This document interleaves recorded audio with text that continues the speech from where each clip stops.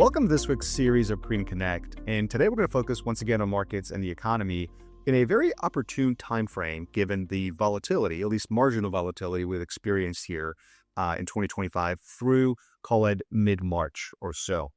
And it's quite interesting because obviously the headlines with the tariff discussions, geopolitical tensions, those have been rampant.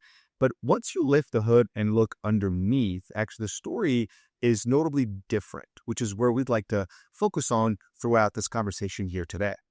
But before we do that, I think it is prudent to discuss and actually recognize the tariff talks, the sentiment behind that.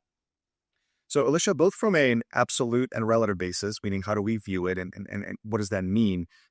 Walk us a little bit through that tariff piece and how it's maybe impacted markets so far. And what does that mean for our processes when we're actually pushing around all this AUM, these assets to invest clients' money? Yeah, so tariffs are in the headlines, right? And one of the things that we noticed during earnings season was companies are really kind of in a wait and see, kind of a pause mode. And we're seeing that in sentiment data, as well as consumers too. We're keeping an eye on it. However, the uncertainty, we need to wait till we have more certainty before we can take action within the portfolios. So conventional wisdom would say, let's take action right now. We are methodically looking through it and making those analyses as we have more certainty and waiting until that point to make big moves across portfolios. I love that, right? Because conventional wisdom, or rather, what we like to say internally is the markets rarely react the way the masses expect them to. So the fact that conventional wisdom would suggest, hey, let's act on tariff anticipation, there's likely more risk to that than benefit.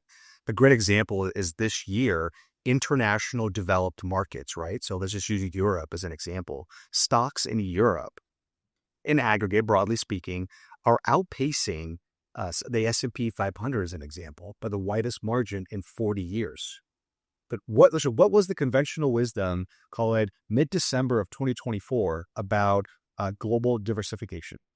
Everyone was saying focus on large cap domestic equities, in particular growth equities, which is completely what has not transpired in 2025. Complete 180, right? So we did not fall victim to that. Yes, we made some tactical adjustments, but when it comes to remaining globally diversified, using that as the basis of risk management, we're actually happy to announce we participated in that quite nicely so far year to date. And as we look ahead, right, I think this idea that a recession may transpire or that the tariff talk is going to cause more uncertainty, the key takeaway for us is actually notably different. Part of that is because when we look at an earnings backdrop, right, earnings tend to be that forward-looking guidance of what may happen. Alicia, what were earnings like last quarter? And what does that even mean for us in how we assess, say, health from a consumer standpoint or risk management or just looking at that data from a very objective lens? When we look at fourth quarter earnings season, as far as the S&P 500 goes, what we saw was that earnings were really strong. They were actually double what was anticipated. And when we look within sectors, what we saw was that consumer discretionary led. So in our view, the consumers are still spending. Most consumers are still strong. Most consumers still have jobs. And so that is very positive for earnings and for stock market performance going forward. Yeah. I mean, consumer discretionary, right? It means discretionary spend, discretionary income. Maybe it could be luxury brands. Maybe it's other non-essential needs that somebody needs, right?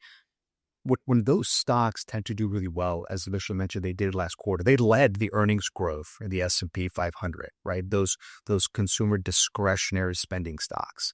When that tends to happen, very rarely do we see a forward-looking economic backdrop that is very dismal. This is not to say that we're not going to see some volatility in the interim, because it's very healthy to see that volatility. But it's also not telling us that the depth of it is going to be severe in a way that would cause us concern for equity market participation. Another kind of fact to support that notion is when we look at kind of the average stock versus the broader market.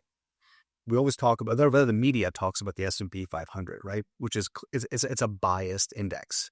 And so what do we mean when we say biased index? Because we talk about this often. Maybe help explain, what does biased index mean when it's quoted in the media so much? So the S&P 500 owns 500 stocks. Yep. but 10 companies make up over 30% of the performance of that index. Yeah. So it's very biased to the largest names in the index. Yeah. So by that bias nature means if one of those names were to have a correction, the whole index tends to have a correction. So to put that in perspective, year to date through mid-March, the average stock is about flat for the year, versus the S&P 500 is nearing that negative 5% mark. So there is a visible negative 5% discrepancy when the actual health of most stocks is not impacted negatively at all year to date. So those are the things that we look into on a weekly, monthly, quarterly basis as the basis for decisions of how we should move the assets around globally, domestically, and how to think about risk management in aggregate. So we have two key takeaways for this Creed Connect series. And the first one being the fact that volatility occurs often, and as it does, stocks go on sale. That's typically something that most investors tend to shy away from and not think of it with that mindset. Well, we're going to show you we're drastically different in that approach, that if and when stocks do go on sale, we are net buyers, we're finding opportunities, and we want to take advantage of that long-term success that arises from that. And second, and most importantly, everything we do for our clients is driven by the client's financial plan. That plan is your guide, your resource, your roadmap to long-term success. Investment platform is simply a tool in that key financial plan that is your guide, that should always be the guide. And if there's any questions whatsoever, our dedicated team is here to serve you to ensure that that financial plan achieves your long-term success. As always, we'll be looking at the markets with a granular lens at all times. We'll be assessing any and all new data that comes through, and we'll be acting accordingly as promptly as possible. Thank you.